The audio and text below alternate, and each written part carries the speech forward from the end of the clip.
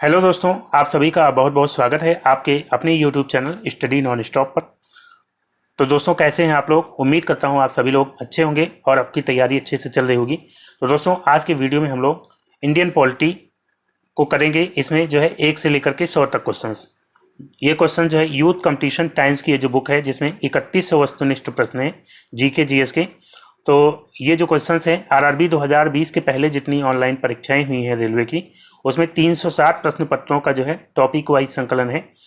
तो इसको जो है हम लोग कर रहे हैं। अभी आज जो है इंडियन पॉलिटी करेंगे। इससे पहले इतिहास के जो चैप्टर्स हैं, प्राचीन इतिहास, मध्यकालीन इतिहास और आधुनिक भारत का इतिहास, विश्व इतिहास, ये सब हम लोग कंप्लीट कर चुके हैं। तो उन वीडियोस को अगर आपने अभी तक नहीं देखा है तो वीडियो के डिस्क्रिप्शन में आपको लिंक मिल जाएगा प्लेलिस्ट का, वहाँ से आप उन वीडियोस को देख सकते हैं। तो दोस्तों, इस सीरीज से जो है लगातार जुड़े रहिएगा, क्योंकि ये सीरीज आपके लिए काफ़ी इंपॉर्टेंट है। अगर आप रेलवे की तैयारी कर रहे हैं, ग्रुप डी की, एनटीपीसी की, और ये किसी भी एग्जाम के लिए जो है बेहद इंपॉर्टेंट क्लास है। तो वीडियो को लास्ट तक देखिएगा। और दोस्तों, वीडियो अगर आपको अच्छा लगे तो लाइक और शेयर जरूर करिएगा। तो दोस्तों, आइए शुरुआत करते हैं। पहला क्वेश्चन है, निम्नलिखित में से कौन संविधान सभा के अध्यक्ष थे? तो दोस्तों, संविधान सभा की बात करते हैं तो संविधान सभा का गठन जो है किस योजना के आधार पर हुआ था? तो कैबिनेट मिशन योजना। कैबिनेट मिशन योजना 1946 के आधार पर जो है संविधान सभा का गठन हुआ था। इसकी पहली बैठक कब हुई थी? तो 9 दिसंबर 1946 को पहली बैठक हुई थी, जिसमें जो है इसके अस्थायी अध्यक्ष कौन बनाए गए थे? तो अस्थायी अध्यक्ष बनाए गए थे डॉक्टर सच्चिदानंद सिन्हा। डॉक्टर सच्चिदानंद सिन्हा जो है इसके अस्थायी अध्यक्ष बनाए गए थे। दूसरी जो बैठक हुई थी वो 11 दिसंबर 1946 को हुई थी, जिसमें जो अस्थायी अध्यक्ष बनाए गए थे वो कौन बनाए गए थे? तो राजेंद्र प्रसाद। राजेंद्र प्रसाद यहाँ पे इसका राइट आंसर होगा ऑप्शन डी। फिर दोस्तों, अगला क्वेश्चन लेते हैं। भारतीय संविधान से संबंध में निम्नलिखित में से कौन सा कथन सही है? यहाँ भारतीय संविधान के संबंध में होना चाहिए। निम्नलिखित में से कौन सा कथन सही है? दिया गया है ये कई संविधानों का मिश्रण है। तो बिल्कुल जो है ये कई संविधानों का मिश्रण है। इसमें जो है कई प्रावधान अलग अलग देशों से लिए गए हैं। तो ये जो है कथन सही है। फिर दिया गया है ये पूरी तरह से ब्रिटिश संविधान पर आधारित है। तो ये बिल्कुल गलत कथन है। ये केवल भारत सरकार अधिनियम 1935 के आधार पर बना है। तो ये भी जो है गलत कथन है। भारत सरकार अधिनियम 1935 के आधार पर बहुत सारे प्रावधान इसमें लिए गए हैं, लेकिन ये पूरी तरह से जो है भारत सरकार अधिनियम 1935 के आधार पर नहीं बना है। फिर दिया गया है ये पूरी तरह से कनाडा के संविधान पर आधारित है। तो ये भी कथन क्या हो जाएगा? गलत। तो यहाँ पे ए ऑप्शन इसका राइट आंसर जाएगा। फिर दोस्तों, नेक्स्ट क्वेश्चन लेते हैं। भारत में कौन सा दिन संविधान दिवस के रूप में मनाया जाता है?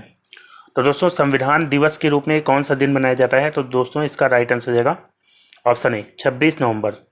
26 नवंबर जो है ये संविधान दिवस के रूप में मनाया जाता है, क्योंकि जो हमारा संविधान है वो 26 नवंबर को जो है बनकर के तैयार हो गया था, 26 नवंबर 1949 को। और इसके कुछ प्रावधान जो है 26 नवंबर 1949 को लागू भी कर दिए गए थे, लेकिन पूरी तरह से संविधान लागू नहीं हुआ था। पूरी तरह से कब लागू हुआ? तो 26 जनवरी 1950 को जो है संविधान पूरी तरह से लागू हुआ था। तो यहाँ पे इसी वजह से 26 नवंबर 1949 को जो है संविधान दिवस के रूप में मनाया जाता है। और इसकी शुरुआत कब से हुई? तो 2015 से जो है हर साल 26 नवंबर को संविधान दिवस के रूप में मनाया जाता है। तो यहाँ पे ए ऑप्शन इसका राइट आंसर है 26 नवंबर। फिर दोस्तों, अगला क्वेश्चन लेते हैं। भारत का संविधान कब लागू हुआ? तो अभी हमने बात की कि भारत का संविधान जो है पूरी तरह से कब लागू हुआ था। तो 26 जनवरी 1950 को जो है संविधान पूरी तरह से लागू हुआ था। तो यहाँ पे बी ऑप्शन इसका राइट आंसर हो जाएगा। फिर दोस्तों, नेक्स्ट क्वेश्चन लेते हैं। अगला क्या है? भारत के संविधान की मसौदा समिति के अध्यक्ष कौन थे? तो दोस्तों, संविधान के निर्माण के लिए जो है 8 बड़ी समितियां बनी थी। 8 बड़ी समितियां बनी थी और 13 जो है छोटी समितियां बनी थी। तो मसौदा समिति, जिसको प्रारूप समिति भी कहते हैं, प्रारूप समिति भी कहते हैं या ड्राफ्टिंग कमेटी कहते हैं, तो इसके अध्यक्ष कौन थे? तो यहाँ पे सी ऑप्शन इसका राइट आंसर है बी आर अम्बेडकर। और इसके अलावा बाकी जो है बात करते हैं डॉक्टर राजेंद्र प्रसाद की।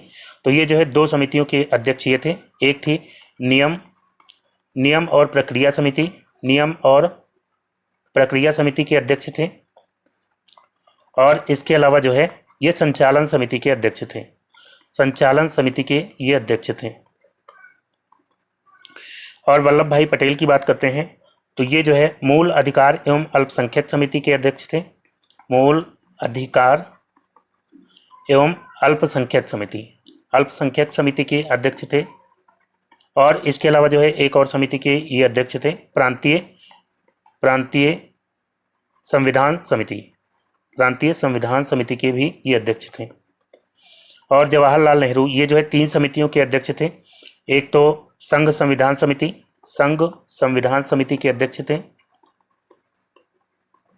और इसके अलावा जो है संघ शक्ति समिति के अध्यक्ष कौन थे? तो जवाहरलाल नेहरू। और इसके अलावा जो है राज्यों के लिए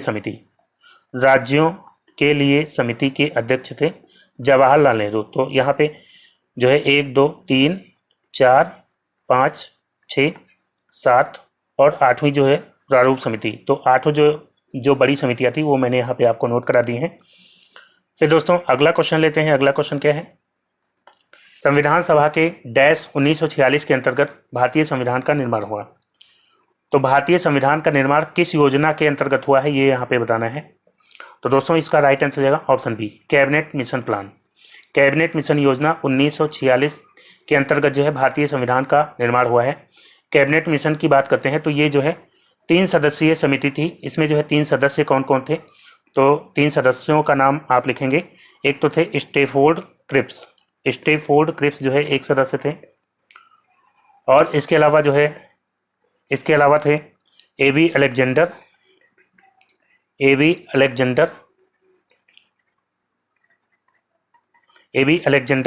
और इसके अलावा जो है पैट्रिक लॉरेंस। ये जो है ये भी पूछा जाता है कि इसमें से कौन कैबिनेट मिशन के सदस्य नहीं थे। तो इन तीनों को आप याद रखेंगे, पैट्रिक लॉरेंस, एबी अलेक्जेंडर और स्टेफोर्ड क्रिप्स। ये जो है कैबिनेट मिशन के 3 सदस्य थे। फिर दोस्तों अगला क्वेश्चन लेते हैं। अगला क्वेश्चन क्या है? भारत के लिए सबसे पहले संविधान सभा का विचार किसने दिया था? तो दोस्तों भारत के लिए सबसे पहले संविधान सभा का विचार दिया था 1934 में M.N. रॉय ने। तो यहाँ पे बी ऑप्शन इसका राइट आंसर होगा, M.N. रॉय। और उसके बाद जो है 1935 में कांग्रेस ने जो है आधिकारिक रूप से संविधान सभा के गठन की मांग की थी 1935 में कांग्रेस ने। फिर 1938 में जो है जवाहरलाल नेहरू ने घोषणा की थी कि भारत में संविधान का निर्माण वयस्क मताधिकार के आधार पर होगा, इसमें कोई बाहरी शक्ति नहीं होगी। और 1940 में जो है जो ब्रिटिश सरकार है वो संविधान सभा की मांग को स्वीकार कर लेती है, जिसको अगस्त प्रस्ताव के नाम से जाना जाता है। अगस्त प्रस्ताव, संविधान सभा का मांग जो है ब्रिटिश सरकार के द्वारा स्वीकार कर लिया जाता है। और इसी के तहत जो है 1942 में आता है क्रिप्स मिशन, जिसको जो है ये भारत में अस्वीकार कर दिया जाता है क्रिप्स मिशन। और फिर जो है 1946 में आता है कैबिनेट मिशन। तो कैबिनेट मिशन जिसके आधार पर संविधान सभा का जो है गठन होता है। तो यहाँ पे फिलहाल जो है बी ऑप्शन इसका राइट आंसर है। M.N. रॉय ने 1934 में सबसे पहले संविधान सभा का विचार दिया था। फिर दोस्तों अगला क्वेश्चन लेते हैं। अगला क्वेश्चन क्या है? भारत के संविधान सभा की प्रथम बैठक की अध्यक्षता किसने की थी? तो दोस्तों भारत के संविधान सभा की जो प्रथम बैठक है कब हुई थी? 9 दिसंबर 1946 को जो है प्रथम बैठक हुई थी। और इसमें जो है अस्थायी अध्यक्ष बनाए गए थे डॉक्टर सच्चिदानंद सिन्हा, जो कि संविधान सभा के उस समय सबसे वरिष्ठ व्यक्ति थे। तो इनको जो है अस्थायी अध्यक्ष बनाया गया था। फिर जो है अगली बैठक होती है 11 दिसंबर को, जिसमें डॉक्टर राजेंद्र प्रसाद बनाए जाते हैं अस्थायी अध्यक्ष। तो फिलहाल यहाँ पे पहली बैठक की अध्यक्षता किसने की थी? तो यहाँ पे डी ऑप्शन राइट आंसर जाएगा, सच्चिदानंद सिन्हा। नेक्स्ट क्वेश्चन लेते हैं दोस्तों, संविधान सभा की प्रारूप समिति के अध्यक्ष कौन थे? तो दोस्तों कुछ क्वेश्चंस में आपको यहाँ पे गैप देखने को मिल सकता है, क्योंकि इस बुक में जो क्वेश्चन जितने बार पूछे गए हैं उतने बार दिए गए हैं। तो इक्का दुक्का क्वेश्चन जो है रिपीटेड हैं, तो उनको रिपीटेड क्वेश्चंस को मैंने हटा दिया है, क्योंकि बार बार उन्हीं क्वेश्चंस को करने से फ़ायदा नहीं है यहाँ पे। लेकिन इस क्वेश्चन को मैंने दोबारा लिया है। संविधान सभा की प्रारूप समिति के अध्यक्ष कौन थे? तो प्रारूप समिति या मसौदा समिति या ड्राफ्टिंग कमेटी, इसके अध्यक्ष कौन थे? B.R. अम्बेडकर। तो इस क्वेश्चन को मैंने दोबारा इसलिए लिया है ताकि जो है प्रारूप समिति के अन्य सदस्यों के बारे में मैं आपको बता सकूं। तो प्रारूप समिति जो है ये 7 सदस्यों की समिति थी, जिसमें एक अध्यक्ष हो जाते हैं और 6 अन्य सदस्य हो जाते हैं। तो एक तो अध्यक्ष B.R. अम्बेडकर हो जाते हैं और 6 अन्य सदस्य कौन कौन थे? तो इनके अलावा जो है N. गोपाल स्वामी अयंगर, एन गोपाल स्वामी अयंगर जो है ये सदस्य हो जाते हैं, एन गोपाल स्वामी अयंगर। और इसके अलावा जो है अल्लादी कृष्णा स्वामी अय्यर, अल्लादी कृष्णा स्वामी अय्यर जो है हो जाते हैं। और इसके अलावा जो है के एम मुंशी हो जाते हैं। और इसके अलावा मोहम्मद सादुल्ला। और 5वां नंबर हो जाएगा एन माधवराव। ये जो है आते हैं बी एल मित्रा की जगह पे। बी एल मित्रा ये पहले चुने गए थे लेकिन ये इस्तीफा दे देते हैं, तो उनकी जगह पे आते हैं एन माधवराव। और जो है 6वें नंबर पे हो जाएंगे टी कृष्णा माचारी, ये जो है 6वें हो जाते हैं।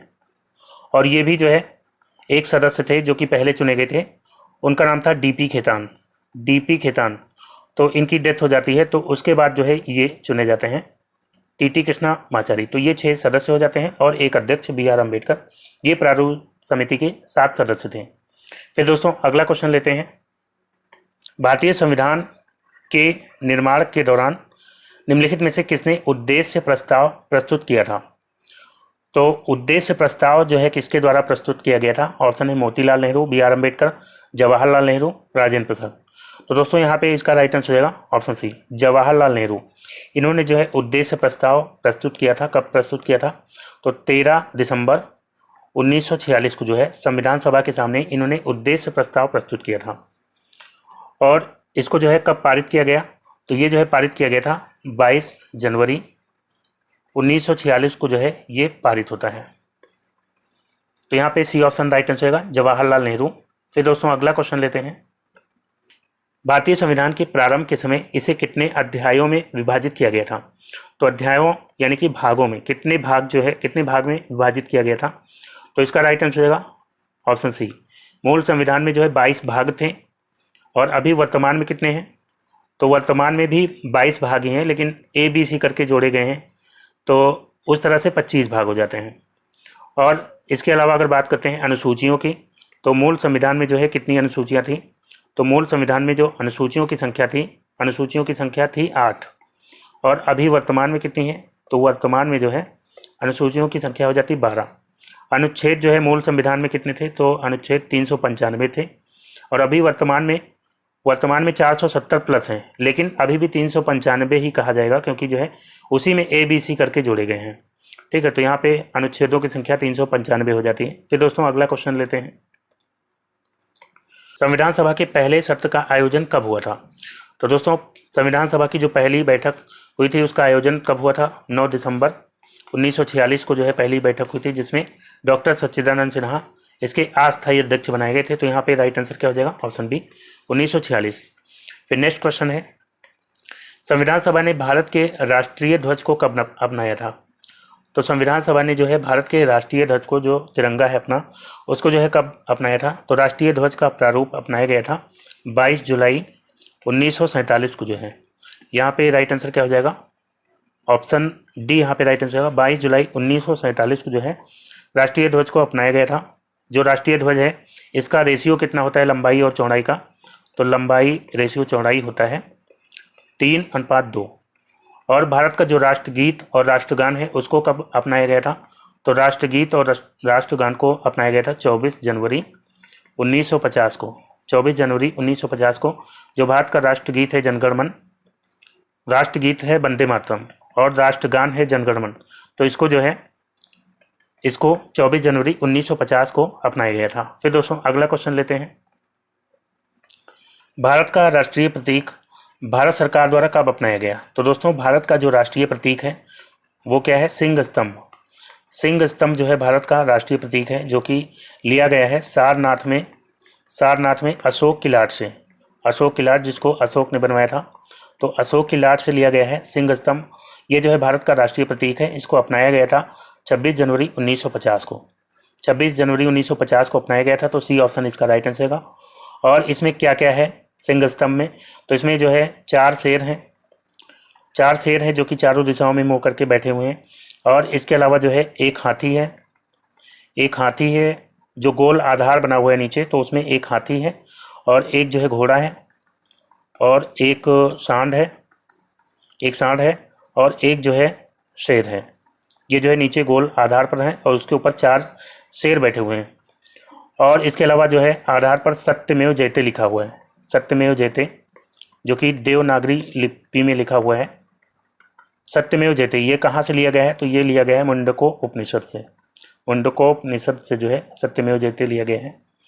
तो यहाँ पे फिलहाल सी ऑप्शन इसका राइट आंसर है। 26 जनवरी 1950 को जो है भारत का राष्ट्रीय प्रतीक अपनाया गया था। फिर दोस्तों अगला क्वेश्चन लेते हैं। अगला क्या है? भारत का संविधान गणतांत्रिक है क्योंकि। तो भारत का संविधान गणतांत्रिक माना जाता है, ऐसा क्यों? तो इसमें दिया गया है पहला ऑप्शन, इसमें निर्वाचित संसद का प्रावधान प्रदान किया गया है। इसमें एक अधिकार विधेयक शामिल किया गया है। इसमें वयस्क मताधिकार का प्रावधान प्रदान किया गया है, या इसमें कोई वंशानुगत घटक नहीं है। तो दोस्तों यहाँ पे इसका राइट आंसर होगा भारत का संविधान गणतांत्रिक इसलिए माना जाता है क्योंकि इसमें कोई वंशानुगत घटक नहीं है। गणतांत्रिक का मतलब होता है कि वहाँ का जो राष्ट्र प्रमुख होता है वो जो है जनता के द्वारा चुना जाता है। तो इसलिए जो है भारत का संविधान गणतांत्रिक माना जाएगा क्योंकि यहाँ पे जो है राष्ट्रपति जनता के द्वारा अप्रत्यक्ष रूप से चुना जाता है। तो यहाँ पे डी ऑप्शन इसका राइट आंसर है। फिर दोस्तों अगला क्वेश्चन है, भारत के संविधान की संसदीय सरकार की अवधारणा किस देश से ग्रहित है?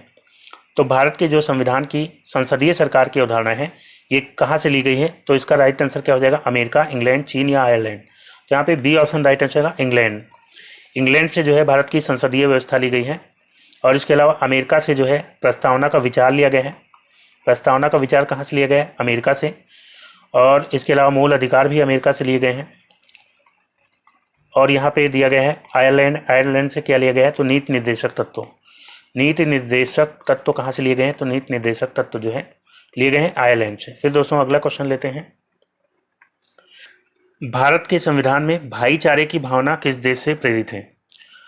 तो दोस्तों भारत के संविधान में जो स्वतंत्रता, समानता और बंधुत्व, जिसको भाईचारा कहते हैं, तो ये विचार लिए गए हैं फ्रांसीसी क्रांति से। तो इसका राइट आंसर क्या हो जाएगा? Option C France. फ्रांस जो है इसका राइट आंसर हो जाएगा। और इसके अलावा अमेरिका से मैंने आपको बताया प्रस्तावना का विचार, और इसके अलावा आयरलैंड से मैंने बताया नीति निर्देशक तत्व लिए गए हैं अमेरिका से। इसके अलावा मूल अधिकार, राष्ट्रपति पर महाभियोग की प्रक्रिया, ये सब अमेरिका से लिए गए हैं। फिर दोस्तों नेक्स्ट क्वेश्चन लेते हैं। अगला क्या है, भारतीय संविधान के मौलिक कर्तव्य किस देश के संविधान से लिए गए हैं? तो मौलिक कर्तव्य जो है कहाँ से लिए गए हैं? ऑप्शन है यूनाइटेड किंगडम। तो यूनाइटेड किंगडम यानी कि ब्रिटेन, यहाँ से जो है मैंने आपको बताया कि संसदीय व्यवस्था यहाँ से ली गई है।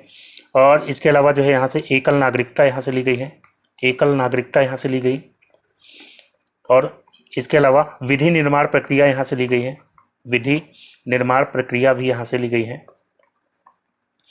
यूएसए से मैंने आपको बताया मूल अधिकार लिए गए हैं। इसके अलावा राष्ट्रपति पर महाभियोग, इसके अलावा न्यायिक पुनरावलोकन, न्यायिक पुनरावलोकन की जो व्यवस्था है ये कहाँ से ली गई है? तो न्यायिक पुनरावलोकन ये लिया गया है अमेरिका से। सोवियत संघ यानी कि रूस, यहाँ से क्या लिया गया है? तो रूस से लिया गया है मौलिक कर्तव्य। तो यहाँ पे इसका राइट आंसर हो जाएगा ऑप्शन सी। मौलिक कर्तव्य कहाँ से लिए गए हैं? तो मौलिक कर्तव्य लिए गए हैं रूस से। ऑस्ट्रेलिया से जो है संविधान की जो प्रस्तावना है उसका विचार लिया गया है अमेरिका से, लेकिन प्रस्तावना की भाषा जो है, प्रस्तावना की भाषा लिया गया है ऑस्ट्रेलिया से। प्रस्तावना की भाषा कहाँ से ली गई है? तो भाषा ली गई है ऑस्ट्रेलिया से।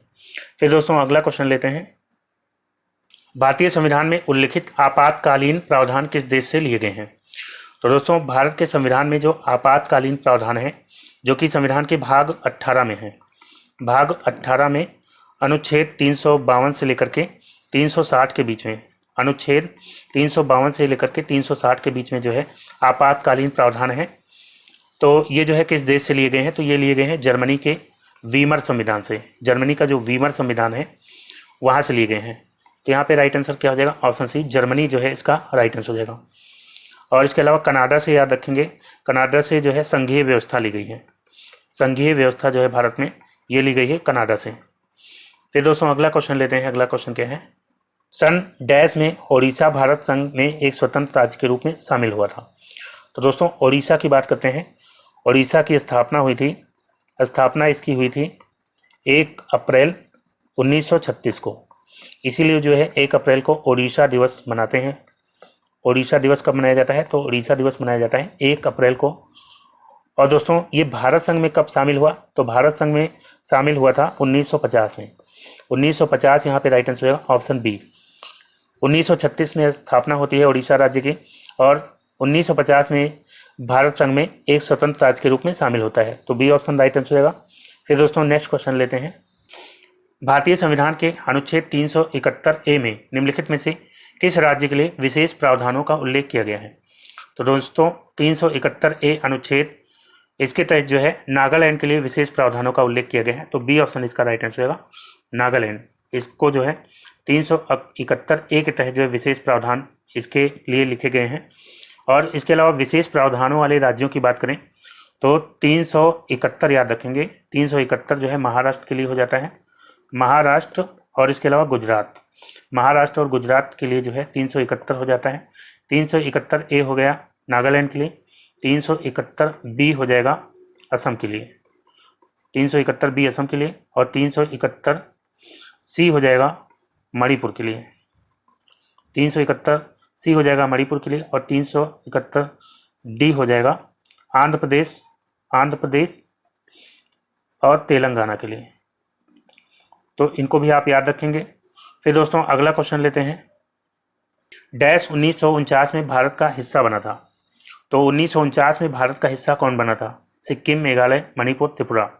तो यहाँ पे राइट आंसर हो जाएगा दोस्तों ऑप्शन डी त्रिपुरा। त्रिपुरा जो है 1949 में भारत का हिस्सा बनता है और ये जो है 1 जुलाई 1963 को इसे केंद्र शासित प्रदेश घोषित किया जाता है।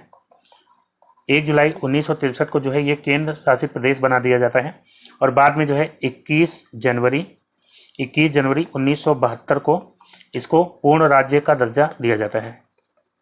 तो यहाँ पे राइट आंसर क्या हो जाएगा? Option D Tripura. फिर दोस्तों अगला क्वेश्चन है। भारतीय संविधान के निम्नलिखित में से कौन सा भाग केंद्र शासित प्रदेशों से संबंधित है? तो दोस्तों संविधान का भाग 8 इसमें जो है केंद्र शासित प्रदेशों से संबंधित प्रावधान दिए गए हैं। अनुच्छेद 239 से लेकर के अनुच्छेद 239 से 241 तक जो है इसमें केंद्र शासित प्रदेशों से संबंधित प्रावधान दिए गए हैं। भाग 4 की बात करते हैं तो ये जो है DPSP यानी कि नीति निर्देशक तत्वों से संबंधित है और इसमें अनुच्छेद 36 से लेकर के 51 तक जो है नीति निर्देशक तत्वों से संबंधित प्रावधान दिए गए हैं। भाग 9 की बात करेंगे तो भाग 9 जो है ये पंचायत से संबंधित है और इसमें अनुच्छेद 243 से लेकर के 243O तक जो है पंचायत से संबंधित प्रावधान है। भाग 6 की बात करते हैं तो ये राज्यों से संबंधित है और इसमें जो है अनुच्छेद इसमें 152 से लेकर के 237 तक राज्यों से संबंधित इसमें प्रावधान दिए गए हैं। फिर दोस्तों अगला क्वेश्चन लेते हैं। 21 जनवरी 1972 को किसका गठन किया गया था? तो 21 जनवरी 1972 को किसका गठन किया गया था? तो इसका राइट आंसर होगा option C Meghalaya. C option यहाँ पे राइट आंसर होगा। इसके अलावा तेलंगाना की बात करते हैं तो तेलंगाना का गठन कब हुआ था? इसका गठन हुआ था 2 जून 2014 को जो है इसका गठन हुआ था। ओडिशा की बात करते हैं तो ओडिशा का गठन हुआ था 26 जनवरी 1950 को ओडिशा का गठन हुआ था। गोवा की बात करते हैं तो इसका गठन हुआ था 30 मई 1987 को जो है इसका गठन हुआ था।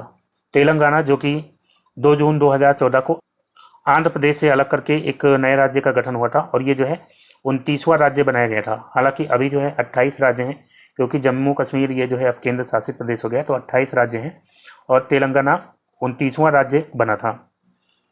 तेलंगाना की राजधानी क्या है? तो तेलंगाना की राजधानी हो जाती है हैदराबाद और आंध्र प्रदेश की राजधानी क्या है? तो आंध्र प्रदेश की हो जाती है अमरावती। फिर दोस्तों अगला क्वेश्चन लेते हैं। अगला क्या है? 2 जून 2014 को निम्नलिखित में से किस राज्य का गठन किया गया था?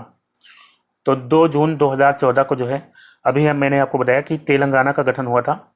यहाँ पे डी ऑप्शन इसका राइट आंसर है। तेलंगाना का गठन आंध्र प्रदेश से अलग करके 2 जून 2014 को तेलंगाना का गठन हुआ था जो कि 29वां राज्य बना था। फिर दोस्तों अगला क्वेश्चन लेते हैं। अगला क्वेश्चन क्या है? सिक्किम कब भारत का एक राज्य बना था?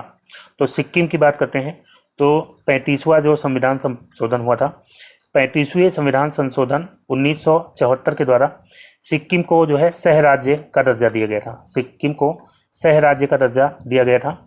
और उसके बाद जो है 36वें संविधान संशोधन 1975 के द्वारा जो है सिक्किम को पूर्ण राज्य का दर्जा दिया गया था। तो यहाँ पे राइट आंसर क्या हो जाएगा? 1975 यहाँ पे राइट आंसर हो जाएगा ऑप्शन ए। फिर दोस्तों अगला क्वेश्चन लेते हैं। किस वर्ष गोवा को महाराष्ट्र के साथ विलय करने का विकल्प दिया गया था? तो दोस्तों 16 जून 1967 को इंदिरा गांधी ने जो है अपने कार्यकाल में गोवा ओपिनियन पोल करवाया था, और ये जो है पूरे देश में करवाया गया था। और ये जो है पहला ओपिनियन पोल था जो कि गोवा के महाराष्ट्र के विलय के विरुद्ध में था। तो यहाँ पे कब ये जो है विलय का विकल्प दिया गया था? 1967 में। बी ऑप्शन इसका राइट आंसर होगा 1967। फिर अगला क्वेश्चन लेते हैं। संविधान के निम्नलिखित अनुच्छेद में से कौन सा हमें समानता का अधिकार देता है? तो समानता का अधिकार जो कि एक मूल अधिकार है। मूल अधिकार कितने हैं? तो मूल अधिकार हैं 6। उसमें से समानता का अधिकार जो है ये अनुच्छेद 14 से 18 के बीच में है। तो बी ऑप्शन इसका राइट आंसर होगा अनुच्छेद 14 से 18। और इसके अलावा अनुच्छेद 368 की बात करते हैं तो अनुच्छेद 368 ये जो है संविधान संशोधन प्रक्रिया से संबंधित है। संविधान संशोधन से संबंधित हो जाता है 368 अनुच्छेद। अनुच्छेद 2324 जो है ये शोषण के विरुद्ध अधिकार प्रदान करता है। शोषण के विरुद्ध अधिकार से संबंधित हो जाता है अनुच्छेद 2324। और इसके अलावा जो है यहाँ पे दिया गया अनुच्छेद 32। अनुच्छेद 32 ये जो है संवैधानिक उपचारों का अधिकार, जिसके तहत सुप्रीम कोर्ट के द्वारा 5 तरह की रिटें जारी की जाती हैं। और अनुच्छेद 32 को अंबेडकर जी ने क्या कहा है? तो अनुच्छेद 32 को अंबेडकर जी ने संविधान की आत्मा कहा है। संविधान की आत्मा जो है कहा है अंबेडकर जी ने अनुच्छेद 32 को। बाकी जो है इसके अलावा संविधान की आत्मा जो है कहा गया है प्रस्तावना को। बाकी लोगों ने प्रस्तावना को कहा है, लेकिन संविधान की आत्मा अनुच्छेद 32 को कहा है अंबेडकर जी ने। फिर दोस्तों अगला क्वेश्चन लेते हैं। अगला क्वेश्चन क्या है? भारतीय संविधान के किस अनुच्छेद में राष्ट्रपति पर महाभियोग लाने की प्रक्रिया प्रदान की गई है? तो दोस्तों राष्ट्रपति पर महाभियोग लाने की प्रक्रिया प्रदान की गई है अनुच्छेद 61 में। बी ऑप्शन इसका राइट आंसर होगा अनुच्छेद 61। अनुच्छेद 61 में जो है राष्ट्रपति पर महाभियोग लाने की प्रक्रिया प्रदान की गई है। राष्ट्रपति पर महाभियोग ये जो है किस सदन से स्टार्ट किया जा सकता है? तो किसी भी सदन से, लोकसभा या राज्यसभा, किसी भी सदन से राष्ट्रपति पर महाभियोग की प्रक्रिया को शुरू किया जा सकता है। लेकिन जो है राष्ट्रपति को 14 दिन पहले जो है लिखित सूचना देनी पड़ेगी, और उस सदन के कम से कम एक चौथाई सदस्यों के हस्ताक्षर भी होने चाहिए। तो दोस्तों यहाँ पे फिलहाल अनुच्छेद 61 इसका राइट आंसर होगा। और इसके अलावा अगर हम बात करें अनुच्छेद 52 की, इसमें जो है क्या दिया गया है? अनुच्छेद 52 में राष्ट्रपति का पद दिया गया है। राष्ट्रपति का जो है पद अनुच्छेद 52 में दिया गया है। अनुच्छेद 60 ये जो है शपथ से संबंधित है, राष्ट्रपति के शपथ से संबंधित हो जाता है अनुच्छेद 60। अनुच्छेद 58 की बात करते हैं तो अनुच्छेद 58 ये जो है राष्ट्रपति की योग्यता से संबंधित है। फिर दोस्तों अगला क्वेश्चन लेते हैं। अगला क्या है? भारतीय संविधान के किस अनुच्छेद के तहत राष्ट्रपति किसी राज्य की संवैधानिक प्रणाली के विफल होने की दशा में उस राज्य का शासन संभाल सकता है? तो यहाँ पे राष्ट्रपति शासन के बारे में पूछा गया है कि इस अनुच्छेद के तहत राष्ट्रपति शासन लगाया जाता है। तो दोस्तों आपात उपबंध की बात करते हैं तो जो भारत का संविधान है उसमें आपातकालीन उपबंध जो है भाग 18 में दिए गए हैं। आपात उपबंध जो है भाग 18 में दिए गए हैं अनुच्छेद 352 से लेकर के अनुच्छेद 360 तक। और जो है 3 तरह के आपात लगाए जाते हैं। एक तो राष्ट्रीय आपातकाल। राष्ट्रीय आपात का अनुच्छेद कौन सा है? तो अनुच्छेद 352 के तहत जो है राष्ट्रीय आपातकाल लगाया जाता है, जो कि 3 बार अभी तक लग चुका है भारत के इतिहास में। और फिर जो है दूसरा हो जाता है राष्ट्रपति शासन। राष्ट्रपति शासन जो है किस अनुच्छेद के तहत लगता है? तो राष्ट्रपति शासन लगता है अनुच्छेद 356 के तहत। फिर जो है हो जाता है वित्तीय आपात। तो वित्तीय आपात जो है ये किस अनुच्छेद के तहत लगता है? तो वित्तीय आपात लगता है अनुच्छेद 360 के तहत। और ये कितने बार लगा है वित्तीय आपात अपने देश में? तो अभी एक बार भी नहीं लगा है। तो यहाँ पे राइट आंसर क्या हो जाएगा? राष्ट्रपति शासन ये लगता है 356 के तहत। बी ऑप्शन यहाँ पे राइट आंसर हो जाएगा। और दोस्तों इसके अलावा अगर पूछा जाए राष्ट्रपति शासन ये सबसे ज़्यादा बार कहाँ लगा है? तो सबसे ज़्यादा बार लगा है यूपी में। यूपी में 10 बार लगा है।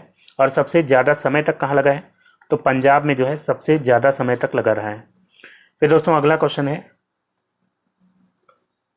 अनुच्छेद 336 में कुछ सेवाओं के लिए किस समुदाय को विशेष प्रावधान मिलता है? तो दोस्तों अनुच्छेद 336 के तहत जो है एंग्लो इंडियन समुदाय यानी आंग्ल भारतीय समुदाय को जो है विशेष प्रावधान मिलता है। तो यहाँ पे सी ऑप्शन इसका राइट आंसर हो जाएगा। इसके अलावा एक अनुच्छेद 331 होता था जिसके तहत जो है लोकसभा में आंग्ल भारतीय समुदाय के लोगों को लिए 2 सीटें आरक्षित की जाती थी। आंग्ल भारतीय समुदाय के लोगों के लिए 2 सीटें आरक्षित की जाती थी। तो इस व्यवस्था को जो है अब समाप्त कर दिया गया है और ये समाप्त किया गया है 126वें संशोधन से। 126वें संविधान संशोधन के द्वारा 2019 में इसको जो है समाप्त कर दिया गया है। फिर दोस्तों अगला क्वेश्चन लेते हैं। जीवन एवं व्यक्तिगत स्वतंत्रता के संरक्षण को भारत के संविधान के किस अनुच्छेद के अंतर्गत शामिल किया गया है? तो दोस्तों यहाँ पे इसका राइट आंसर हो जाएगा ऑप्शन ए अनुच्छेद 21 जो कि प्राण एवं दैहिक स्वतंत्रता के संरक्षण से संबंधित है। इसके अंतर्गत जो है किसी भी व्यक्ति को विधि द्वारा स्थापित प्रक्रिया के अलावा जीवन और व्यक्तिगत स्वतंत्रता के अधिकार से वंचित नहीं किया जा सकता। तो यहाँ पे ए ऑप्शन इसका राइट आंसर हो जाएगा। अनुच्छेद 19 की बात करते हैं तो ये जो है बोलने की स्वतंत्रता से संबंधित हो जाता है। अनुच्छेद 19 बोलने की स्वतंत्रता से संबंधित हो जाता है। इसके अलावा अनुच्छेद 22 जो है ये कुछ दशाओं में गिरफ्तारी और निवारक निरोध कानून से संबंधित है। और इसके अलावा अनुच्छेद 20 की बात करते हैं तो ये अपराध के लिए दोष सिद्धि के संबंध में संरक्षण प्रदान करता है। फिर दोस्तों अगला क्वेश्चन लेते हैं। अगला क्वेश्चन क्या है? संविधान के अनुच्छेद 78 में निम्नलिखित में से किसका वर्णन किया गया है? तो दोस्तों संविधान का जो अनुच्छेद 78 है ये जो है किससे संबंधित है? तो इसका राइट आंसर होगा ऑप्शन डी प्रधानमंत्री को अवगत कराने के कर्तव्य से संबंधित। इसके अंतर्गत जो है प्रधानमंत्री का कर्तव्य होगा कि वो जो संघ के कार्यकलाप हैं प्रशासन संबंधी और इसके अलावा मंत्रिपरिषद के जो भी कार्य दिए गए हैं उससे संबंधित अगर रिपोर्ट राष्ट्रपति मांगता है तो वो जो है प्रधानमंत्री को देना होगा। तो यहाँ पे इसका डी ऑप्शन राइट आंसर है प्रधानमंत्री को अवगत कराने के कर्तव्य से संबंधित।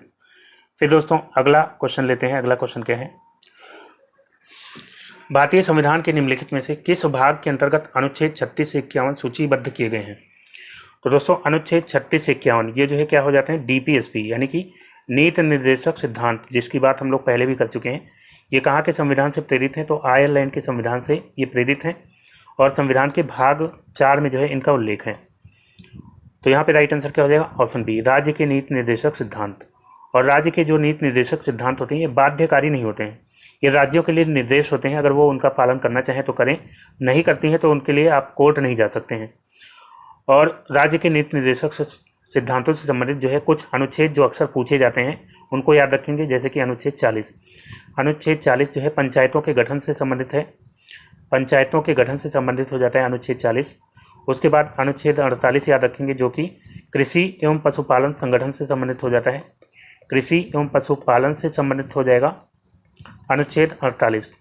अनुच्छेद 49 की बात करेंगे, अनुच्छेद 49 जो है ये संबंधित हो जाता है राष्ट्रीय स्मारकों की सुरक्षा से संबंधित, राष्ट्रीय स्मारकों की सुरक्षा से संबंधित हो जाता है अनुच्छेद 49। इसके अलावा 48A जो है एक है, इसको याद रखेंगे 48A, ये जो है पर्यावरण सुरक्षा से संबंधित होता है, पर्यावरण सुरक्षा से संबंधित हो जाता है 48A। फिर जो है 49 हो गया। 50 के बाद 50 की बात करेंगे तो 50 जो है ये कार्यपालिका का न्यायपालिका से पृथक्करण, कार्यपालिका और न्यायपालिका का पृथक्करण से संबंधित हो जाता है अनुच्छेद 50। और फिर जो है इसके अलावा एक और याद रखेंगे अनुच्छेद 51। अनुच्छेद 51 जो है ये अंतर्राष्ट्रीय शांति एवं सुरक्षा की अभिवृद्धि से संबंधित हो जाता है। तो यहाँ पे अंतर्राष्ट्रीय शांति आप लिख लेंगे, अंतर्राष्ट्रीय शांति एवं सुरक्षा से संबंधित हो जाता है अनुच्छेद 51।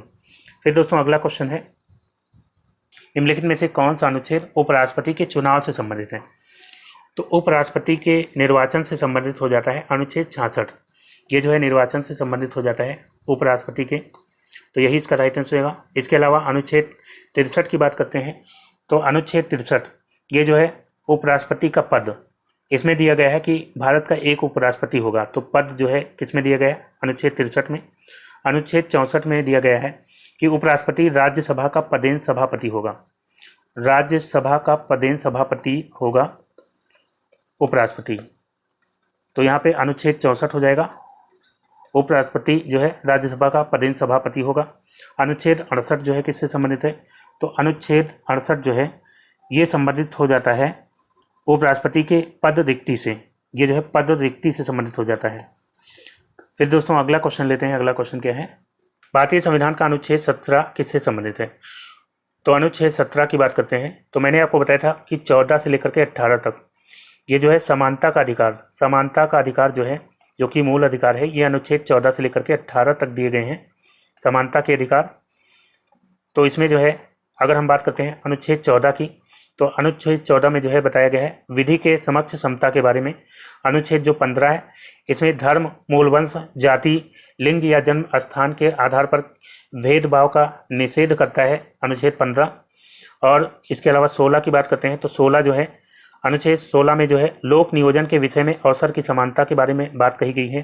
अनुच्छेद जो 17 है ये अस्पृश्यता का उन्मूलन करता है, तो यहाँ पे ए ऑप्शन इसका राइट आंसर होगा, अस्पृश्यता का उन्मूलन। इसके अलावा अनुच्छेद 18 जो है ये किससे संबंधित है, तो ये उपाधियों का अंत जो है ये हो जाता है अनुच्छेद 18। फिर दोस्तों अगला क्वेश्चन लेते हैं। अगला क्वेश्चन क्या है, निम्नलिखित में से कौन सा अनुच्छेद मानव के दुर्व्यापार एवं बलात् श्रम के रोकथाम से संबंधित है? तो दोस्तों शोषण के विरुद्ध अधिकार मैंने आपको बताया था कि इनका जो अनुच्छेद है वो कौन सा है, तो अनुच्छेद 23 से लेकर के 24 तक ये जो है अनुच्छेद हो जाता है शोषण के विरुद्ध अधिकार। तो इसमें जो अनुच्छेद 23 है ये जो है मानव के दुर्व्यापार और बलात् श्रम के रोकथाम से संबंधित है, तो यहाँ पे डी ऑप्शन इसका राइट आंसर हो जाएगा, अनुच्छेद 23। और जो अनुच्छेद 24 है ये 14 वर्ष से जो कम के बालक हैं, 14 वर्ष के जो कम के बालक होते हैं तो उनको किसी कारखाने या किसी अन्य खतरनाक काम में उनको नियोजित नहीं किया जा सकता, तो ये जो है उससे संबंधित हो जाता है बाल श्रम के खिलाफ 14 वर्ष से कम के बच्चों के लिए। फिर दोस्तों अगला क्वेश्चन लेते हैं, भारतीय संघ की आधिकारिक भाषाओं का उल्लेख भारत के संविधान की किस अनुसूची में किया गया है? तो जो आधिकारिक भाषाएं हैं भारत की, इनका उल्लेख किया गया है 8वीं अनुसूची में, बी ऑप्शन इसका राइट आंसर रहेगा 8वीं अनुसूची। तो 8वीं अनुसूची में जो है कितनी भाषाएं हैं, 22 भाषाएं हैं वर्तमान में, और मूल संविधान में जो है 14 भाषाओं को ऐड किया गया था, अभी वर्तमान में 22 भाषाएं हैं। और कैसे कैसे ऐड किया गया, तो सिंधी भाषा को ऐड किया गया, सिंधी भाषा को ऐड किया गया था 1967 में, तो इसको सेंधा याद रख सकते हैं, सेंधा नमक। तो सिंधी जो है 1967 में ऐड की गई, ना से हो जाएगा नेपाली, और माँ से हो जाएगा मणिपुरी, और का से हो जाएगा कोंकणी। तो इन 3 भाषाओं को ऐड किया गया था 1992 में। और फिर जो है इसके बाद 2003 में जो है 4 भाषाएं और ऐड की गई थी। 4 भाषाएं जो है कौन कौन सी थी, तो डोगरी,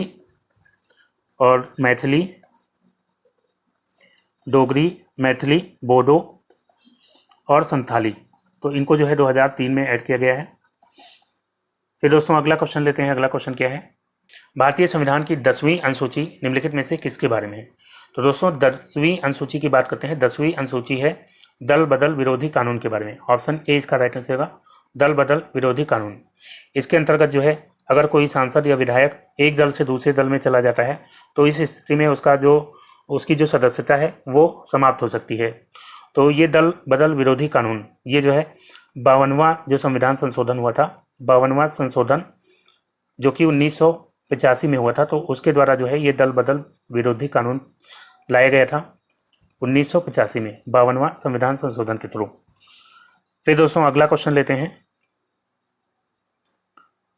भारतीय संविधान के किस अनुच्छेद के तहत राष्ट्रीय ध्वज फहराने का अधिकार है? तो दोस्तों राष्ट्रीय ध्वज फहराने का अधिकार हो जाएगा 19(1) के अंतर्गत, ऑप्शन बी राइट आंसर हो जाएगा। अनुच्छेद 19(1) ये जो है भारतीय नागरिकों को 6 तरह की अधिकारों की गारंटी देता है, वो जो है ABC करके हैं, ABCDEF, इस तरह से 6 अधिकार इसके अंतर्गत दिए जाते हैं।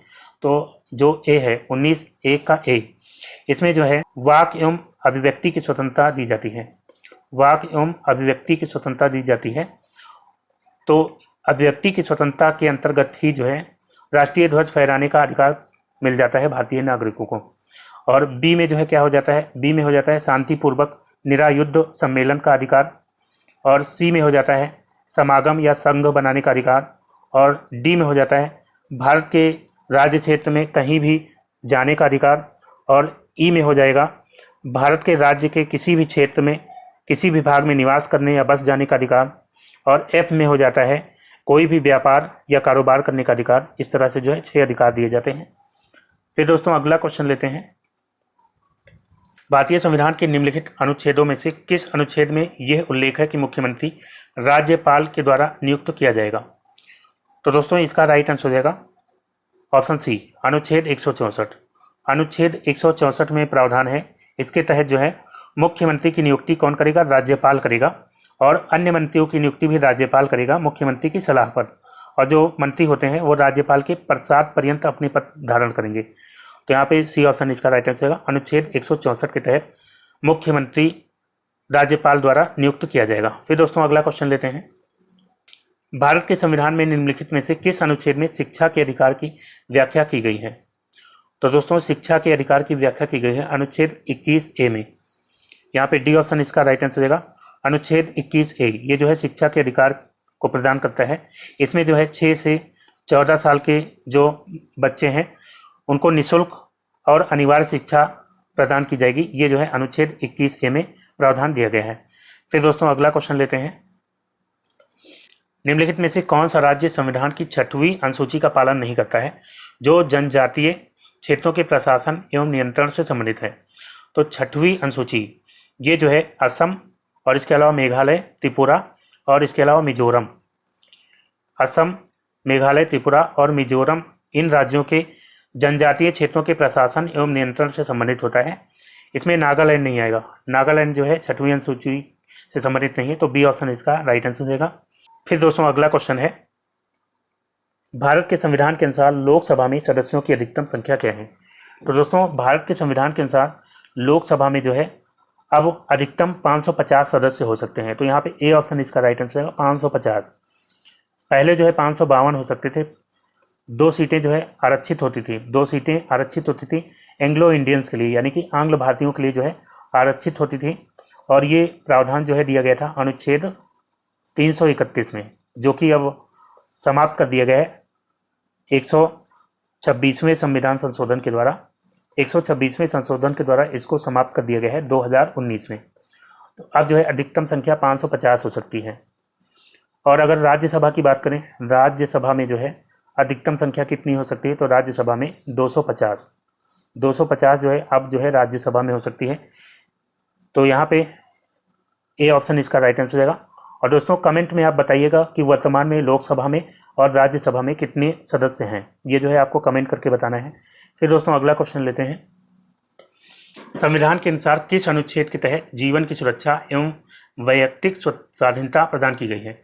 तो जीवन की सुरक्षा एवं व्यक्तिगत स्वाधीनता ये प्रदान की गई है अनुच्छेद 21 के तहत। बी ऑप्शन इसका राइट आंसर होगा, अनुच्छेद 21 जो कि स्वतंत्रता के अधिकार के अंतर्गत आएगा। अगर बात करते हैं मूल अधिकारों की, तो भारत में जो है वर्तमान में 6 मूल अधिकार हैं। मूल संविधान में 7 मौलिक अधिकार थे। एक संपत्ति का अधिकार जो है हटा दिया गया है, जो कि अनुच्छेद 31 में हुआ करता था, और इसको 300A में कर दिया गया है, जो कि अब विधिक अधिकार है। तो 6 मूल अधिकार जो है कौन कौन से हैं? एक तो समानता का अधिकार हो जाता है। समानता का अधिकार किस अनुच्छेद से किस अनुच्छेद तक है? तो अनुच्छेद 14 से लेकर के 18 तक है समानता का अधिकार।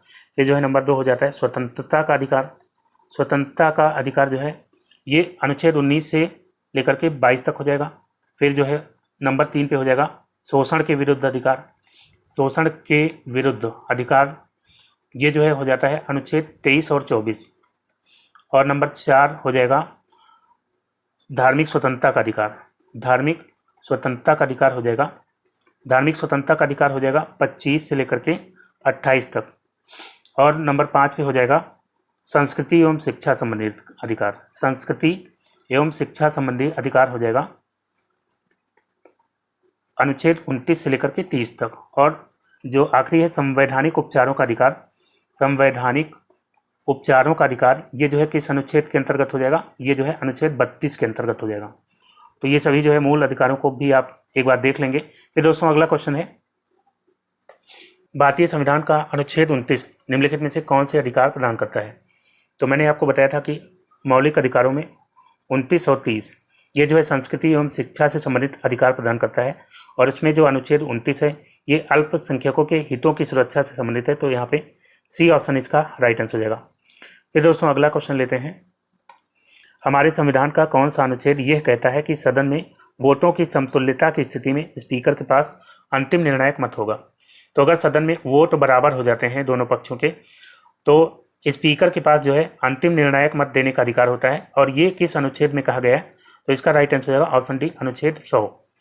अनुच्छेद 100 जो है इसका राइट आंसर होगा। इसके अलावा अगर बात करते हैं अनुच्छेद 101 की, तो ये जो है संसद में स्थान रिक्त होने के संबंध में है, अनुच्छेद 101। अनुच्छेद 99 की बात करते हैं, तो ये जो है इसमें प्रावधान दिया गया है कि प्रत्येक सदन का सदस्य अपना पद ग्रहण करने से पहले राष्ट्रपति या फिर उसके द्वारा किसी नियुक्त व्यक्ति के समक्ष शपथ लेगा। तो ये शपथ से संबंधित हो जाता है, संसद के सदन के सदस्यों के शपथ से संबंधित हो जाता है अनुच्छेद 99। और अनुच्छेद 97 की बात करेंगे तो ये जो है सभापति, संसद के जो सभापति होते हैं, उपसभापति होते हैं, अध्यक्ष और उपाध्यक्ष होते हैं, उनके वेतन और भत्ते से संबंधित हो जाता है। तो दोस्तों अगला क्वेश्चन लेते हैं। अगला क्या है? भारतीय संविधान के अनुच्छेद 112 के तहत तैयार वार्षिक वित्तीय विवरण को क्या कहा जाता है? तो अनुच्छेद 112 ये जो है बजट से संबंधित है, ऑप्शन सी यहाँ पे राइट आंसर होगा बजट, यानी कि वार्षिक वित्तीय विवरण। तो अगर बजट की बात करते हैं तो सबसे पहले जो है बजट 7 अप्रैल 1860 को जो है सबसे पहले बजट पेश किया गया था भारत में। और ये जो है ब्रिटिश सरकार के वित्त मंत्री थे जेम्स विल्सन के द्वारा पहला बजट पेश किया गया था भारत का। और अगर बात की जाए स्वतंत्र भारत का पहला बजट किसने पेश किया था, तो स्वतंत्र भारत का जो पहला बजट है वो 26 नवंबर 1947 को पेश किया गया था। किसके द्वारा? तो आर.के. षटमुखम सेट्टी, किसके द्वारा? आर.के. षटमुखम सेट्टी के द्वारा पेश किया गया था। आर.के. षटमुखम सेट्टी के द्वारा जो है स्वतंत्र भारत का पहला बजट पेश किया गया था। तो इसको आप याद रखेंगे। फिर दोस्तों अगला क्वेश्चन लेते हैं। भारत के राज्य एवं संघ शासित प्रदेशों का संविधान के किस अनुसूची में उल्लेख है? तो भारत के राज्य एवं संघ शासित प्रदेशों का उल्लेख है पहली अनुसूची में, प्रथम अनुसूची में। तो यहाँ पे ए ऑप्शन इसका राइट आंसर हो जाएगा। इसके अलावा द्वितीय अनुसूची की बात करते हैं तो जो दूसरी अनुसूची है ये वेतन से संबंधित है, विभिन्न पदाधिकारियों के वेतन से संबंधित हो जाता है। और तृतीय अनुसूची ये शपथ से संबंधित होता है, ये शपथ से संबंधित है। और चौथी अनुसूची जो है ये जो है राज्यसभा के सीटों, अलग अलग राज्यों में और केंद्र शासित प्रदेशों में राज्यसभा की सीटों का आवंटन जो है ये चौथी अनुसूची के अंतर्गत है। तो यहाँ पे राज्यसभा की सीटों का आवंटन जो है हो जाता है चौथी अनुसूची में। फिर दोस्तों अगला क्वेश्चन लेते हैं। भारत द्वारा धर्मनिरपेक्ष स्वीकार किए जाने के कारण भारतीय नागरिक को निम्नलिखित में से कौन सा अधिकार प्राप्त है? तो दोस्तों भारत द्वारा धर्मनिरपेक्षता स्वीकार किए जाने के कारण भारतीय नागरिक को अपनी इच्छानुसार किसी भी धर्म के अनुसरण का अधिकार प्राप्त होता है। तो यहाँ पे ए ऑप्शन इसका राइट आंसर होगा, अपनी इच्छानुसार धर्म के अनुसरण का अधिकार। धर्मनिरपेक्ष यानी कि पंथ निरपेक्ष, इसका मतलब होता है कि सरकार किसी भी धर्म को मान्यता या संरक्षण प्रदान नहीं करेगी, सभी धर्मों का जो है समान रूप से व्यवहार सभी धर्मों के साथ करेगी। फिर दोस्तों अगला क्वेश्चन है, भारतीय संविधान की प्रस्तावना में समाजवाद शब्द निम्नलिखित में से किससे अपनी प्रेरणा प्राप्त करता है? तो भारतीय संविधान में प्रस्तावना में जो समाजवाद शब्द है ये जो है रशियन क्रांति से प्रेरणा प्राप्त करता है। तो यहाँ पे डी ऑप्शन इसका राइट आंसर होगा, रशियन क्रांति। और दोस्तों समाजवाद शब्द जो है प्रस्तावना में कब जोड़ा गया? तो 42वां जो संविधान संशोधन हुआ था, 42वें संशोधन के द्वारा, 42वां संशोधन कब हुआ था? 1976 में हुआ था। तो इसके द्वारा जो है 3 शब्द जोड़े गए थे, एक तो समाजवाद जोड़ा गया था, और इसके अलावा पंथ निरपेक्ष जोड़ा गया था, पंथ निरपेक्ष, और इसके अलावा अखंडता। ये 3 शब्द जो है 42वें संविधान संशोधन के द्वारा 1976 में जोड़े गए थे। फिर दोस्तों अगला क्वेश्चन है, संविधान के निर्माताओं की सोच भारत के संविधान के किस हिस्से में परिलक्षित होती है? तो संविधान के निर्माताओं की सोच जो है भारत के प्रस्तावना में, ऑप्शन सी इसका राइट आंसर होगा, प्रस्तावना में जो है परिलक्षित होती है। तो यहाँ पे सी ऑप्शन इसका राइट आंसर होगा। फिर दोस्तों अगला क्वेश्चन है, निम्नलिखित में से भारत के बारे में सही कथन का चयन करें। तो दिया गया है भारत एक ईश्वरीय देश है, तो ये कथन गलत हो जाएगा। भारत एक धर्मनिरपेक्ष देश है, तो ये कथन बिल्कुल सही है, भारत एक धर्मनिरपेक्ष है, यही यहाँ पे इसका राइट आंसर है ऑप्शन बी। फिर नेक्स्ट क्वेश्चन लेते हैं, भारत के संविधान की प्रस्तावना में प्रयुक्त शब्द गणतंत्र सूचित करता है कि? तो गणतंत्र का मतलब मैंने आपको बताया था कि जो राष्ट्र प्रमुख है वो जो है जनता के द्वारा चुना जाएगा, चाहे प्रत्यक्ष रूप से या अप्रत्यक्ष रूप से। तो यहाँ पे राइट आंसर क्या हो जाएगा? देश का प्रधान वंशागत है, ये नहीं होगा। देश का प्रधान संवैधानिक शासक है, ये भी नहीं होगा। देश का प्रधान निर्वाचित प्रतिनिधि है, तो यहाँ पे सी ऑप्शन इसका राइट आंसर होगा। निर्वाचित यानी कि उसका जो है चुनाव किया जाएगा। फिर दोस्तों अगला क्वेश्चन लेते हैं। अगला क्या है, भारतीय संविधान का भाग 2 निम्नलिखित में से किसके बारे में उल्लेख करता है। तो भाग 2 जो है ये किससे संबंधित है, नागरिकता से संबंधित है भाग 2, जिसमें अनुच्छेद 5 से लेकर के 11 तक जो है नागरिकता संबंधी प्रावधान दिए गए हैं। तो यहाँ पे राइट आंसर क्या हो जाएगा, ऑप्शन ए नागरिकता।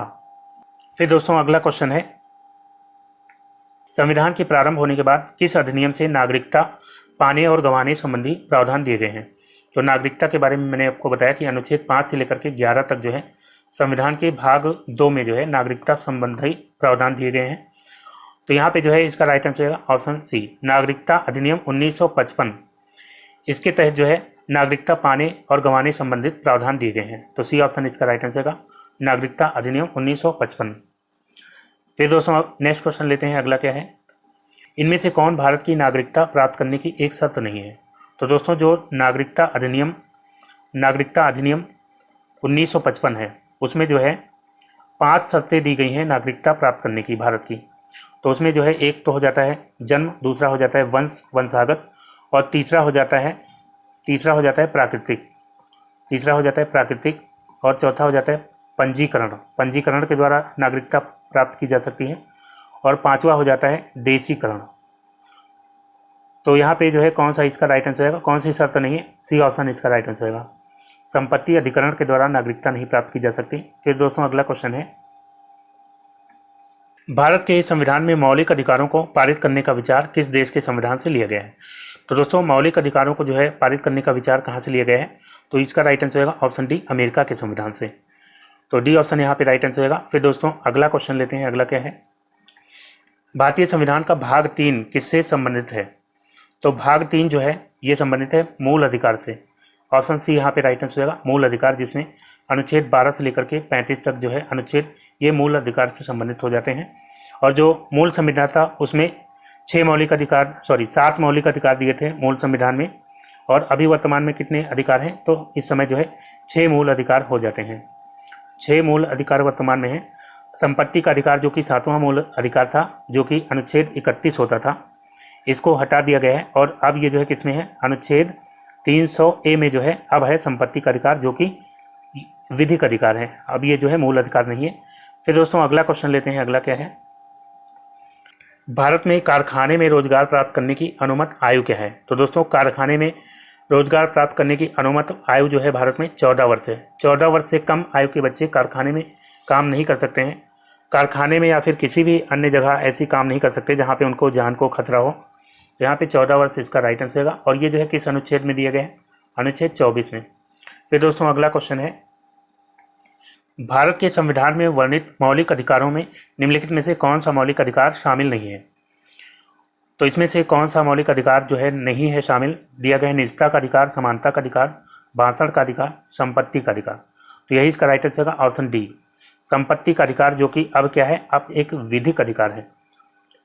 अब जो है ये एक विधिक अधिकार है। पहले ये मूल अधिकार हुआ करता था, तब जो है 7 मौलिक अधिकार होते थे, अब कितने हैं, 6।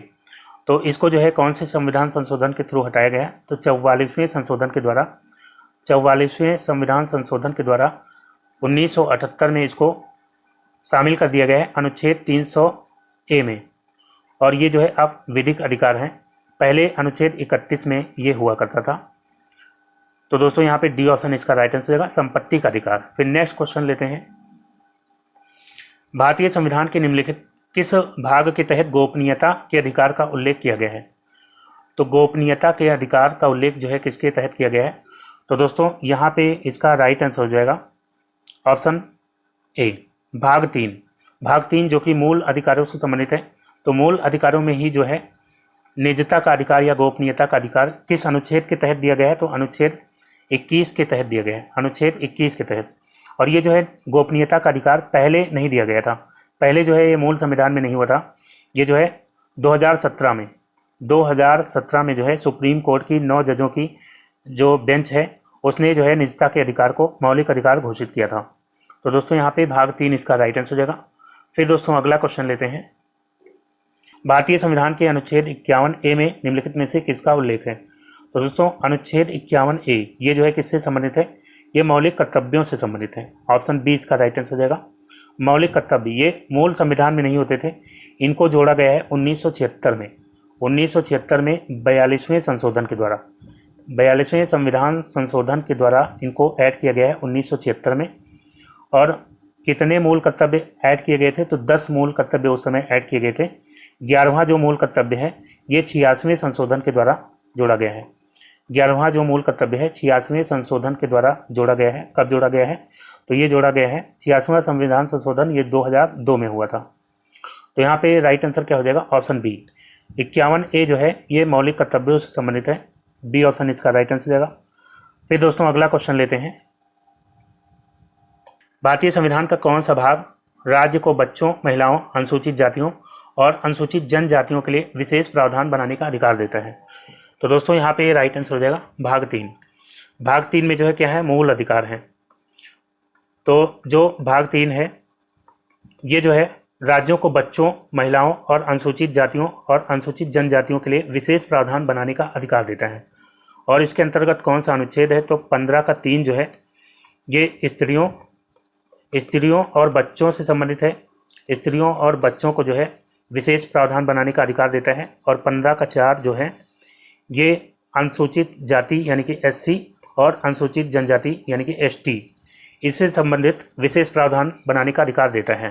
फिर दोस्तों अगला क्वेश्चन लेते हैं। भारत में किस वर्ष शिक्षा का अधिकार अधिनियम लागू किया गया?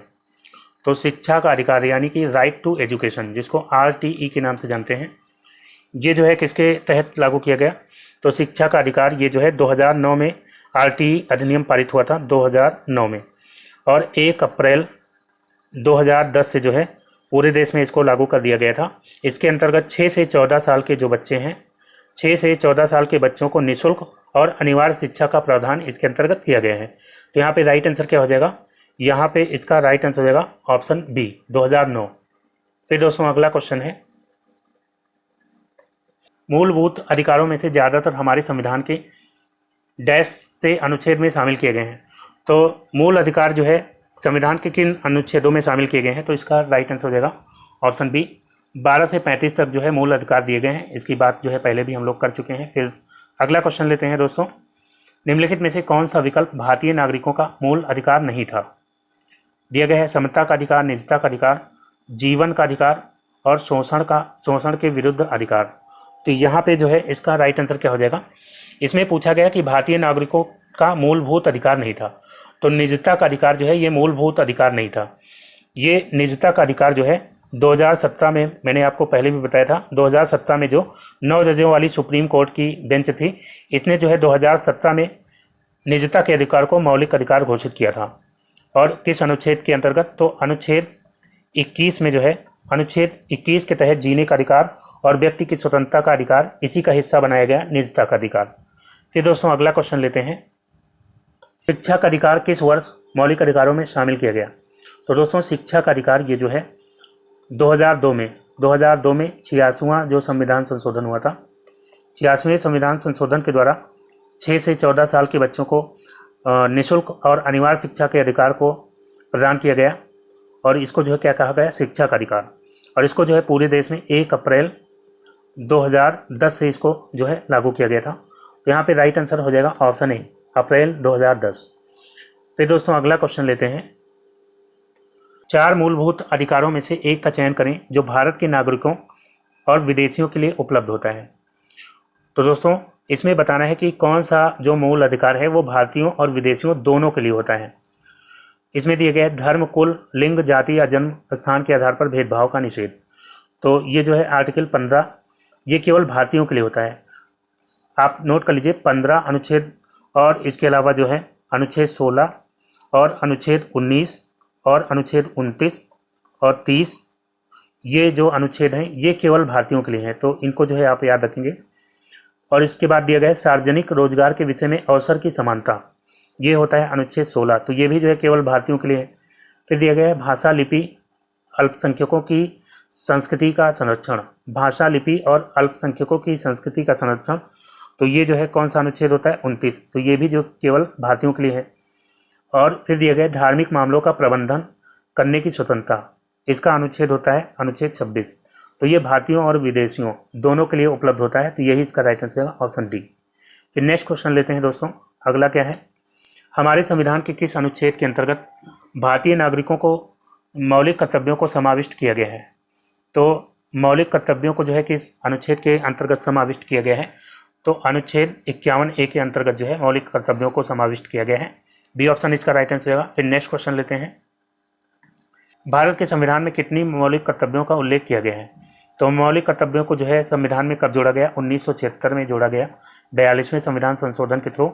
और उस समय जो है 10 मौलिक कर्तव्य जोड़े गए थे, लेकिन अब जो है कितने हैं? अब 11 मौलिक कर्तव्य हैं। यहाँ पे डी ऑप्शन इसका राइट आंसर होगा। 11वां कब जोड़ा गया? तो 11वां जो है 2002 में जोड़ा गया था, 86वें संविधान संशोधन के थ्रू। फिर दोस्तों अगला क्वेश्चन लेते हैं, डॉक्टर BR अम्बेडकर द्वारा भारतीय संविधान के किस भाग को संविधान की अनोखी विशेषता भी कहा गया है? तो दोस्तों BR अम्बेडकर के द्वारा नीति निर्देशक सिद्धांतों को, ऑप्शन सी इसका राइट आंसर होगा, राज्य के नीति निर्देशक सिद्धांतों को संविधान की अनोखी विशेषता कहा गया है, जो कि संविधान के भाग 4 में वर्णित है। भाग 4 में जो है वर्णित है अनुच्छेद 36 से लेकर के 51 तक। तो दोस्तों यहाँ पे इसका सी ऑप्शन इसका राइट आंसर होगा। फिर दोस्तों अगला क्वेश्चन लेते हैं, भारत के संविधान के किस भाग में समान नागरिक संहिता के प्रावधानों का उल्लेख किया गया है? तो समान नागरिक संहिता ये जो है किस भाग में आ जाएगा? भाग 4 में। भाग 4 जो कि नीति निर्देशक सिद्धांतों से संबंधित है, और भाग 4 में अनुच्छेद 44, अनुच्छेद जो है 44 ये जो है समान नागरिक संहिता के प्रावधानों का उल्लेख करता है। और समान नागरिक संहिता अभी तक जो है केवल एकमात्र ऐसा राज्य है गोवा, जहाँ पे समान नागरिक संहिता यानी कि अनुच्छेद 44 लागू है, बाकी इसके अलावा कहीं नहीं लागू है। फिर दोस्तों अगला क्वेश्चन लेते हैं। अगला क्या है, भारतीय संविधान के निम्नलिखित में से किस भाग में कार्यपालिका को न्यायपालिका से अलग किया गया है? तो कार्यपालिका को न्यायपालिका से अलग करने का अनुच्छेद कौन सा है? तो अनुच्छेद जो है हो जाता है 50। अनुच्छेद 50 जो है कार्यपालिका का न्यायपालिका से पृथक्करण से संबंधित हो जाता है। और अनुच्छेद 50 जो है किस में हो जाएगा? तो ये राज्य के नीति निर्देशक सिद्धांतों में हो जाएगा, ऑप्शन सी यहाँ पे राइट आंसर होगा। और भाग कौन सा हो जाएगा? भाग 4। फिर दोस्तों अगला क्वेश्चन लेते हैं, राज्य की नीतियों के निर्देशित सिद्धांतों के बारे में निम्नलिखित में से कौन सा कथन सच नहीं है? तो नीति निर्देशक सिद्धांतों के बारे में कौन सा कथन सही नहीं है? पहला कथन दिया गया है, नीति बनाने और कानून अभिनीत करते हुए राज्यों को ध्यान में रखने वाले आदर्शों को दर्शाता है, तो ये कथन बिल्कुल सही है। और फिर दिया गया है, वे समुदाय के कल्याण को बढ़ावा देते हैं, इसलिए सामाजिक और समाजवादी हैं। तो नीति निर्देशक सिद्धांत जो है ये समाज के कल्याण को बढ़ावा देते हैं, तो ये भी कथन सही हो जाता है।